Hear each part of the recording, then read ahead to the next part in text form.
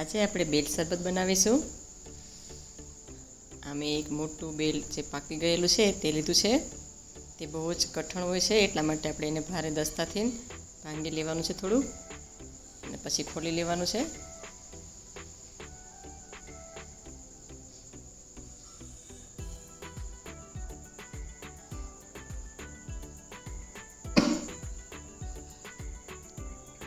બેલ એટલે કે બેલીપત્રમાં ઝાડમાં જે ફળ મળતું એ ફળને આપણે ઘણા બેલા પણ કહે છે અને બેલ પણ કહેવાય છે।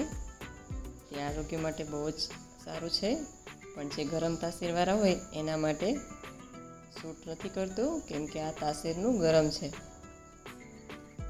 જે ઠંડી પ્રકૃતિના છે તે લોકોને તો બહુ જ સૂટ કરે છે અને આરોગ્ય માટે પણ સારું છે। બધો જ પલ્પ કાઢી લેવાનો છે। તમે જોઈ શકો છો આપણે બધો જ અંદરથી પલ્પ લઈ લીધો છે। હવે તેમાં આપણે સાકર એડ કરીશું। તમારા સ્વાદ મુજબ તમે વધારો ઓછું કરી શકો છો। લીંબુનો રસ એડ કરી શકો છો। ફુદીનાના પાન એડ કરવાના છે, એલચી એડ કરવાની છે। સ્વાદ મુજબ તમે વધારો ઓછું કરી શકો છો।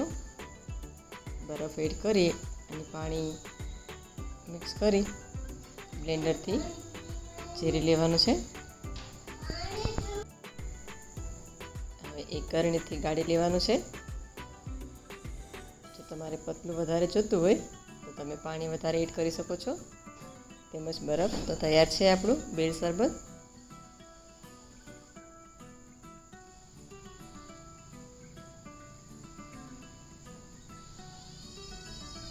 એલચી અને